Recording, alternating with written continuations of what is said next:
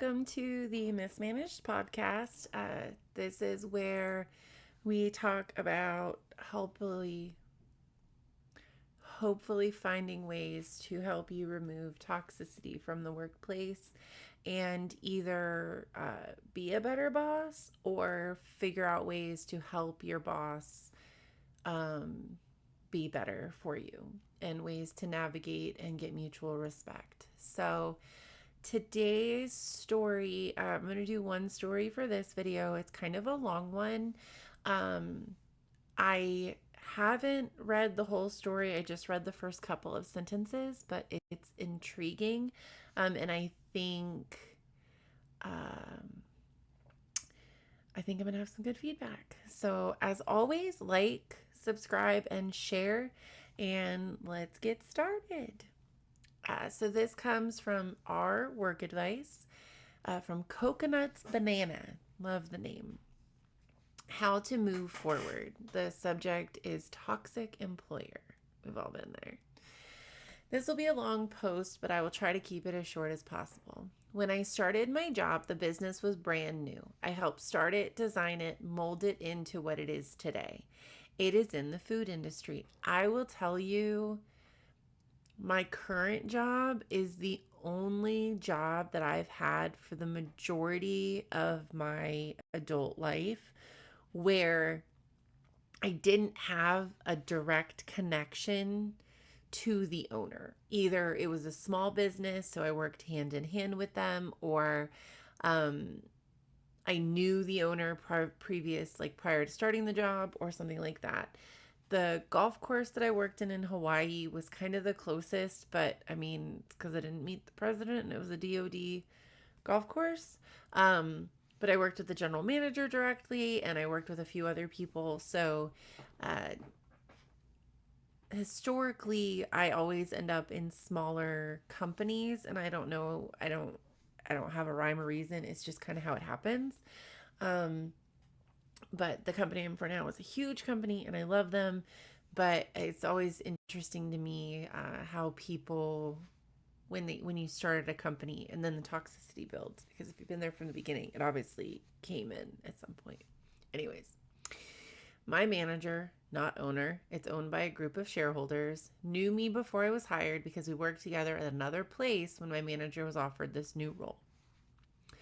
I was always upfront about my mental health. I'm diagnosed with a mental disorder, which can at times affect my ability to work.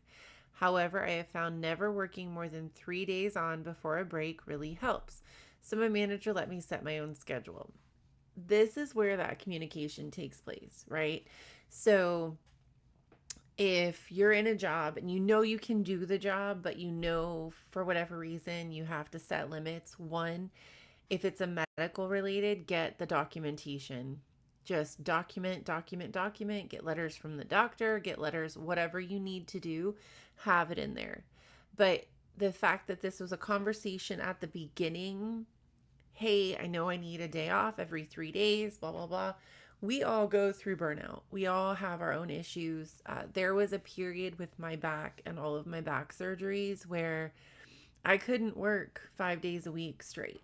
I couldn't sit in a chair for 5 days. I was in so much pain, and I had so many doctors like pushing me around and tossing me here, there. And so I finally got it all under control, finally had some physical stability, and it made a huge difference professionally. Like, I was able to show up, but at the time, I had a great supervisor who was understanding, and I just made my hours up elsewhere and I compensated and we made it work. But then I've had people where I had a coworker, as soon as she had enough PTO saved up, she called out sick, she took weeks of vacation, and she did this every year, and that's fine. If you want to do that, you earned the time off. But she came to me one day and she's like, I don't understand how you're moving up in leadership and they won't come talk to me. You don't come to work all the time. You take as much time off as possible, which again is your choice. But if you want to be in management and you're trying to prove yourself to leadership, sometimes, unless you have a reason, which hers was, she just didn't want to work all the time. And she was one of the people that she wanted to be a manager because she wanted the power and she wanted to be able to tell people what to do. If you're in management because you want power and you want to tell people what to do, you're not a good manager. You're a dictator. But, anyways, I digress. Uh, all good. I have an 80% job with regular shifts. I have not once been on medical leave due to this diagnosis. A few other medical leaves due to physical injuries has happened. I've worked there almost 6 years. My diagnosis can flare up after years of being managed, with maybe minor incidents that I always push through. If people are suffering from an invisible illness, condition, whatever, and you always see them putting on a brave face, it's hard to understand, but it's one of those where you just have to know that it happens. My own family can sometimes forget that I suffer from chronic pain because I do my best to just push through and put on my brave face. But there are times where I just need to lay in bed for a day because I can't do anything. My legs hurt, my back hurts, everything hurts, and I'm going to lay down. And that's when they're like, oh, yeah, she's got a problem. So, yes, people can have a condition and they can manage it for years, and one little thing can just throw it off. Last Saturday, I was walking in the yard and I got this shooting pain down my leg. And for whatever reason, if I walked with my foot like this, it didn't hurt. But if I walked with my feet like this, it hurt. So, life happens. Anyways, after a couple of years, my manager becomes a lot less hands on. That's a problem, which means he probably didn't explain the accommodation to whoever took over the supervising. We hardly ever see manager at work or interacting with customers. It's become worse as time goes by. Remarked by everyone that works here, every single person has issues with this manager. So what I'm going to understand from this is a manager that has a title but doesn't necessarily want the position or the responsibility, or they want the recognition. I'm the manager. I'm the boss. You have to do what I say. Look, owners, look at how great I am, blah, blah, blah. But they don't want to do the nitty gritty. They don't want to get in there and they don't want to actually manage. That's just what I'm guessing by what we've read so far.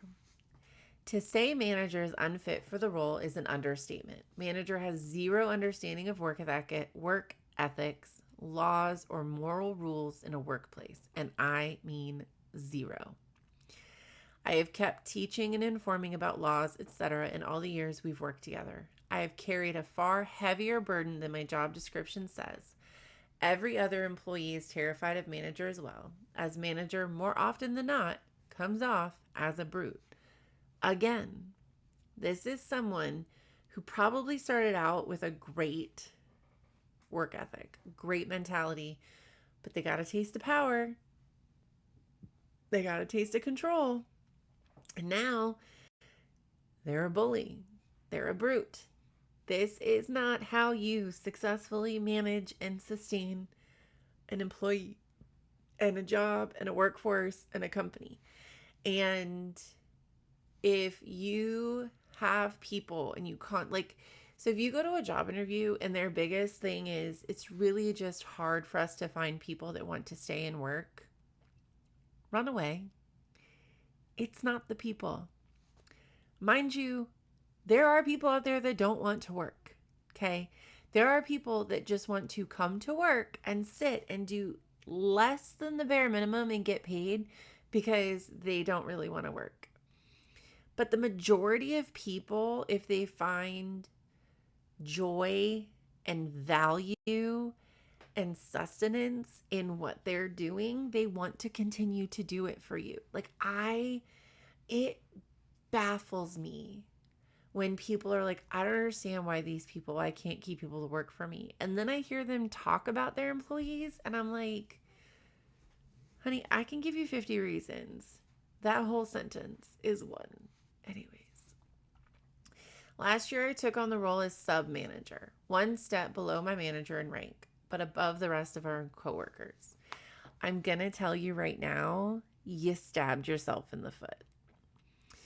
You took on a role that somebody else was doing because you wanted to help your employees and your coworkers.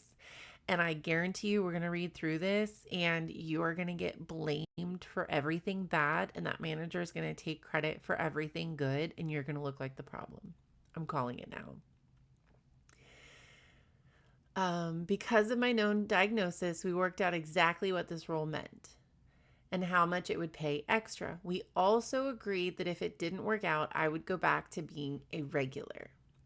For the record, once you get promoted, unless you've worked in a job for 30 years, you're close to retirement, you just don't want the responsibility anymore, and you just want to work out the rest of your retirement, any other reason other than a drastic life change, like somebody died or you got hurt, you won't ever go back down.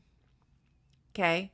If you get promoted, even if there's a promise, oh, let's just try it, it's not going to happen. You're either going to make it work, take their job, or be gone. You're the scapegoat. Like, I'm just telling you all now. If somebody says, oh, well, can you just come help pick up the slack? I need to do this. But if it doesn't work out, you'll just go back to what you were doing before. You will never go back to what you were doing before. Never. Unless it's one of those rare exceptions where it just makes sense. Okay? Then this January/February came along, and manager had a yearly debrief with owners. Turns out the business is bleeding due to, drumroll, bad managing. Probably because they can't keep employees, so payroll is costing so much because they have to train new people, and it's costing a lot of money. Hey ho, what a surprise. I suspect strongly from manager's reaction later that it was implied manager needs to be more hands-on because they're paying them to do a job they're not doing. I got my management job at the long-term company because for about 6 months, I did my supervisor's job because the department was falling apart. But then I had a conversation with the owner in charge of our department, and I was like, hey, this isn't sustainable. You're paying somebody for the job they're not doing. You're not paying me enough for the job that I am doing. And I can't, if you don't have a certain tenure or a designated role, you can't lead other people. Like, you have to be in a position where they're like, this is the person. Otherwise, it doesn't work. It's not sustainable. You cannot pay a manager if they're not managing, because then you're going to pay other people to do their job. So now you're paying 2 people to do one job and only one person's doing it. Okay, rant over. Be more available while the place is actually open to customers, etc. For information, manager only works 4 to 5 hours, 4 days a week on the rota. Rotation, I think it's supposed to say. Never weekends, never evenings. Everyone is pretty pissed off because it had expected the manager to pull their weight in this business. Yeah. I worked, when my kids were little, I worked at a little cheeseburger, cheesesteaks place. And we had managers who would run food on the lunch rush. We were on a military base. They would bus tables on the lunch rush. They would cash people out. Literally anything that needed to be done, they just jumped in and did it. And then do you know what made it successful? At the end of the shift, they would pull everybody aside. We'd figure out where manager had to fill in. Is there something we could have done to make this better? Is there an improvement we could have made? Nope. It was just because we had 5 times the amount of people that were supposed to be in there. We're just trying to push them out as fast as possible. Nothing we could do. Great. We move on. But it was a conversation. These are the areas that I had to fill in that wasn't my normal position. So is there something we can do where I don't have to do that in the future, where I can, but it was more of a, how do I support the team to make it more smooth? It wasn't, how do I get out of doing my job? It was, am I giving you guys enough support during the shift? Am I doing enough? And at the end of the day, it just came down to, we just needed more people. And sometimes you can't staff a rush necessarily where you need it, especially in the food industry, because you could be fully staffed and you're just having a really good day. You can't always call people in. A lunch rush typically was like a 3 hour period. By the time we got somebody else in there, it was the end of lunch rush. They weren't making tips, they weren't making money. So we just made it work. But never once during a rush or crazy time did I see the manager that I can recall just sitting off to the side or not coming in. Or, I see those videos sometimes where they recreate and the manager's like, I need you here. So and so called out and I can't. Ma'am, that's your job. Your job is to cover. Like the number of times when I ran the jewelry store in the mall, a little kiosk, and people would call out. Now, mind you, I was that petty boss where if we were friends back in the olden days on MySpace, I had a couple of employees that forgot that I was on their MySpace, and they would like go out drinking the night before and then call in with a headache the next day. And I let it slide once, but the second time I was like, cute, cute, cute. So I need you to decide what's more important, sleeping off this hangover or having a job tomorrow. Because if you're not here within an hour to work your shift and I have to work all day, you're not going to have a job. Because why do I have you if you're just not going to come in because you're hungover? That's not okay. It's not responsible. When you get to the age where you can start partying, you have to figure out how to party and still go to work the next day. Because guess what? You need that work to pay for the next day you have to party. Before I had kids, literally my days were I worked YMCA before and after school care at elementary school. So we were there at 6:30 in the morning, sometimes 6 in the morning, depending on who was covering, and we had to work until about an hour after school started. So like 9, 'cause you have to clean everything up, put it all away, count, blah blah blah, and then I would go straight to the mall, and I would work at the mall from this was after I graduated high school. I would work at the mall from like 10 to 1. And then you'd have to rush back to the elementary school and I'd work like 2 to 6:30 or 2 to 7 whenever the kids got picked up. And then I would go back to the mall and work until almost 10 or 11 because I made the name out of wire. And so I would get all the orders that people sold that day and I would come in and I would make all the names so people could pick them the next day. And then I'd go home, get dressed. Probably 3 days a week we would do this part. And we'd go out. And we'd go out, we'd go party, we'd go dancing, whatever. We'd get Waffle House or McDonald's or whatever on the way home. We'd get home 2 or 3 in the morning. And then guess what? I was up right again the next morning at work at 6 a.m. Tired, screaming kids, sometimes hungover, but I didn't usually drink. But I knew that if I was going to go out, I had to show up for work the next day.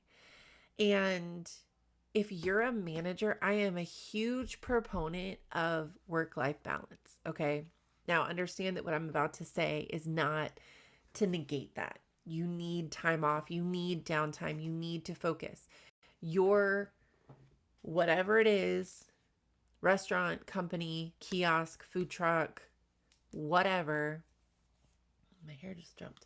Whatever it is, needs to be able to function without you. Okay. Nobody should work 24/7. Like it's just not healthy. But if you're a manager, you need to work at least 45 to 50 hours. And the reason that is one, you need to know what's going on wherever you work. You need to know what's going on with your employees. You need to know the status of things. You need to have a handle on that. But also, you have to set an example for what you want your employees to do. If you're only working a couple of hours a week, what are they fighting for? Why are they pushing themselves to run the thing? Especially if you're like a restaurant manager, you need to be there. Okay. Manager, everyone is pretty pissed off because it expected manager to pull their weight in this business. 100%. Manager then replies to this criticism by getting a 50% medical leave.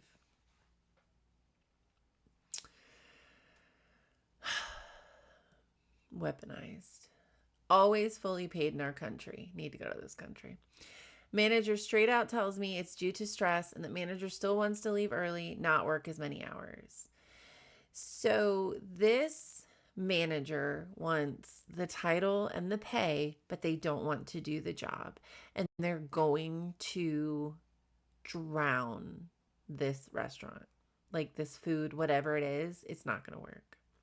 A few weeks after, I'm pulled aside because manager doesn't feel I'm supporting them enough and not pulling my weight, which is BS.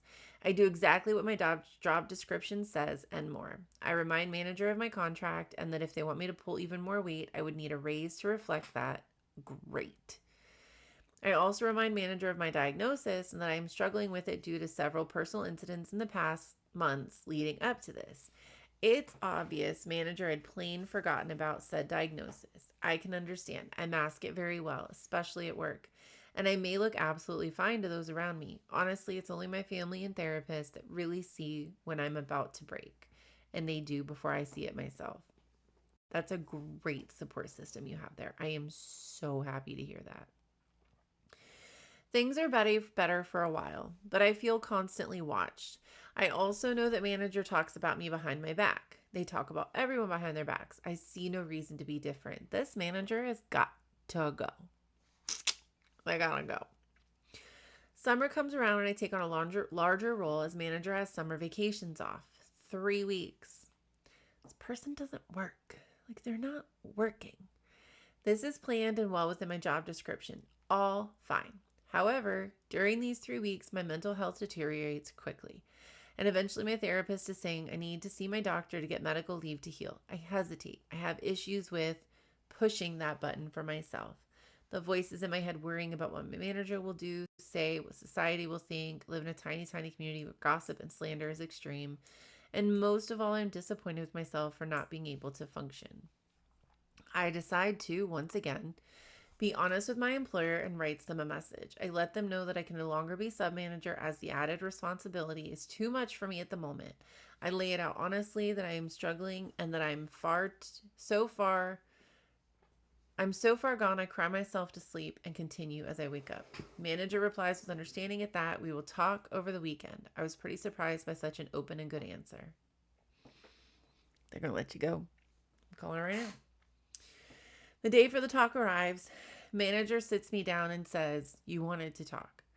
I said I couldn't do this sub-managing role anymore and wanted to go back to being a regular employee because of how I'm doing health-wise. Manager says nothing but, "I need a written resignation of that within 2 days and then you'll still have to continue on as sub-manager for 3 months."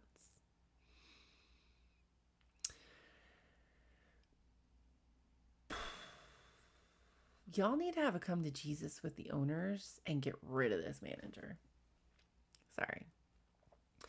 You also have to change your schedule to work more evenings, but you can give me drafts of how you wish them to be.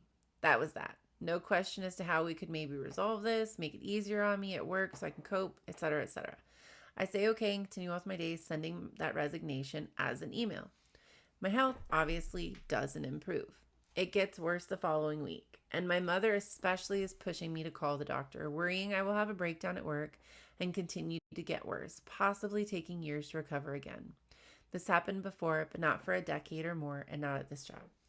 Promised my mother and partner to call the doctor the coming week, agreeing that there is no point in informing my manager about any of this before I've seen the doctor. Manager would only see it as a threat in a way. Yesterday, my manager had to step in at work because the rotation was messed up and there were literally no capable employees for the evening shift. 80% of our employees are under the age of 18.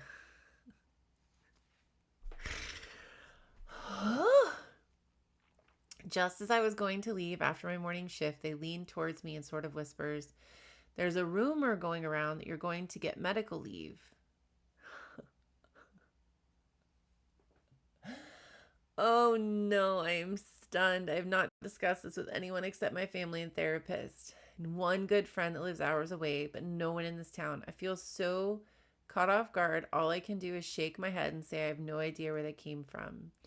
Manager laughs and says, "People say the weirdest things at this place." Oh, I don't like this manager. I leave and I freak out. My plan to phone the doctor on my day off is coming this week, and then telling my manager now seems impossible. So I feel the need to give them a heads up when if they don't deserve it. My question is this: would you send them a message saying I was caught off guard about your rumors, as I have not discussed with anyone at work? I've told a few selected coworkers that I am ending my role as sub manager because I am too worn down by it, but that's all. However, the fact remains that my therapist has indeed told me to get medical leave, but I've been pushing it ahead of me. I was finally planning to go see my doctor this week and talk to you later. Whether or not I get medical leave remains to be seen, but there's obviously a good choice. Or what? I feel so ill over all of this. My diagnosis, of course, making everything so much worse as well. I feel like they're always looking over my shoulder, reading my messages, which of course they aren't. It's enough to become slightly paranoid, to be honest. My close friends and family tell me they believe it was manager's way of fishing because they are in fact worried I will be gone from work due to my health, and found it easier to blame it on a rumor. Keep in mind, not once has this manager asked how I'm doing, or if there is anything that can be done to lighten the load and keep me on. Never. Thank you for reading. Every advice is dearly welcome. Please keep it civil and nice, as I am already struggling bad and I don't really need more fuel to my anxiety. Also, yes, I'm going to apply for new jobs. This time I will not disclose my medical history. But before I can heal, applying for jobs is very, very difficult, which makes me stuck. People have told me for years to escape this very toxic workplace. One thing I will say, disclose your medical history. Okay. If you have a job and you need accommodations and you're looking for a non-toxic workplace, don't hide that, right? You don't have to go into details, but you should let them know, just so that you're aware. I do have this condition. I work very hard and proactively to keep it at bay, but I need you to know that it could come up. Don't hide it. Have a conversation. If they spook, then they spook. You don't have to have this conversation until you're hired. Please understand that. Like, once you're hired, say, "Hey, I'm good, but blah, blah, blah." 2, you need to report the manager. You need to stop talking to the manager. The manager is self-ish. I can't think of the word. The manager is trying to get you to quit. The manager is going to try to use this as a hero complex. They're going to be like, "Look at what I did. They couldn't handle it, but I stuck it around." Also, I guarantee you the manager is hearing things from the higher ups and they're deflecting on you. I'd put money on that. So my advice is, don't say anything. Go to the doctor, get your documentation, put in for medical leave, and then let the owners know what's going on. Let the people above you know, "Hey, this is why I'm doing this." Because if they don't know, they can't fix it. If they know and they don't fix it, then they deserve to fail. Like, I hate to say it that way, but if you knowingly keep a toxic manager because it's easier for you, or because it's less friction, or you don't want to deal with it, you deserve to fail. Your company deserves to go bankrupt and you deserve to fail. Now, if you have a toxic manager and somebody says something and you take steps to try to remedy it, then I hope you succeed. I hope you find a way. But if multiple people have a problem with the same manager, and your excuse is you're not trying hard enough, this is your fault, this isn't the manager's fault, you have a problem. One of the biggest things that I absolutely love about the company I work for now is trickle down works in so many different aspects. Kindness is the biggest trickle down that will tell you whether a company will succeed. I can see accountability and consideration and care from the very top to my direct supervisor to my team.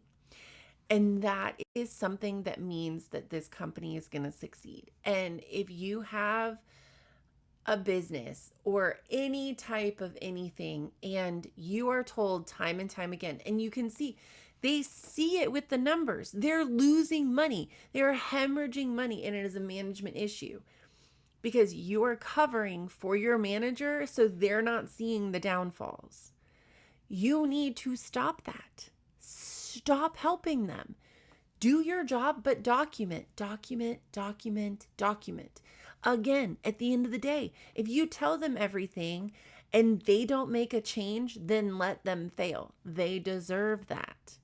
But if you go to the owners and you're like, hey, I just want you to know that I'm putting in for this medical leave, but it's because of this manager. This manager is the reason that I have to put in this medical leave because they're still not picking up slack. They're still causing issues, and I can't physically do it anymore. And one of the things that I want people to understand is your mental health affects your physical health. When I left my really stressful job where I had all that toxicity and everything, I could physically feel the weight lift off my shoulders. I could physically feel the difference in my body. And I have a lot of issues. Like, I'm going to be honest, I have a lot of medical stuff. I've put my body through a lot over the years, and I do my best to take care of myself, but I was masking the physical because I didn't realize what that stress was doing to me physically. So get out of this job, take your medical leave, take your time, find a new job, disclose your medical history at a surface level at least. Don't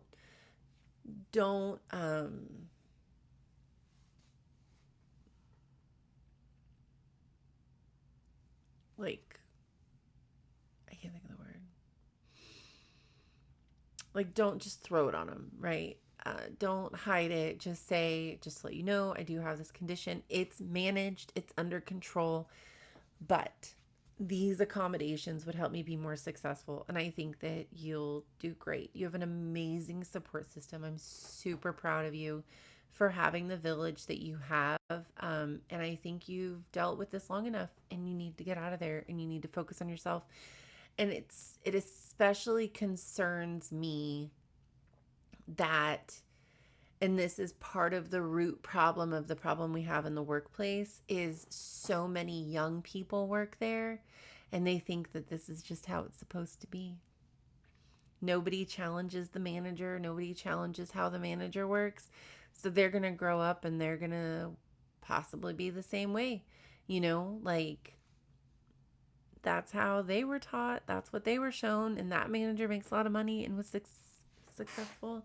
And so I would definitely say something. I wouldn't say anything.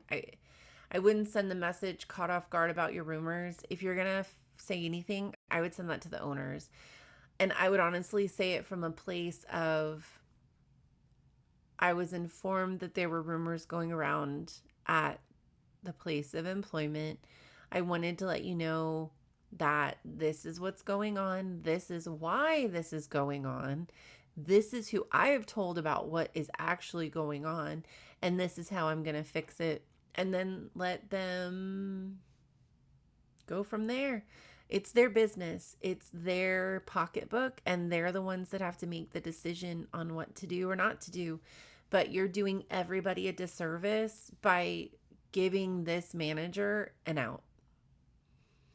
You're handing them out on a silver platter. And so I say, skip your manager, go straight to the owners or whoever you can ahead of above it, and just say, I just wanted to squash this. This manager is not a good person. This manager does not care.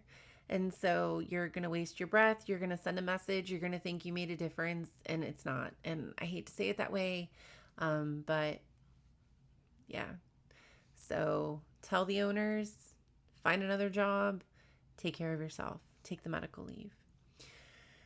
That was a long one.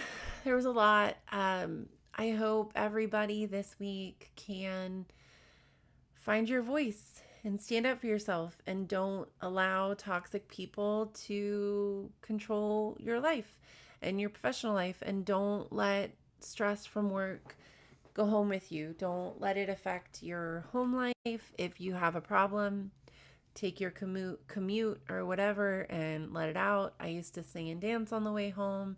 Now I just dance in the living room, but I don't have those issues anymore. I love my job. I love the people that I work with, and it's unique. I am older, and I've worked for my kids' entire lives, and to have this at my age now and to be able to have the support, it's just something that I hope everybody can have. And so I hope by doing this and talking to you guys that somebody will hear it and it'll make a difference for somebody else. Like always, like and subscribe and share, and I hope you all have a great week. Bye.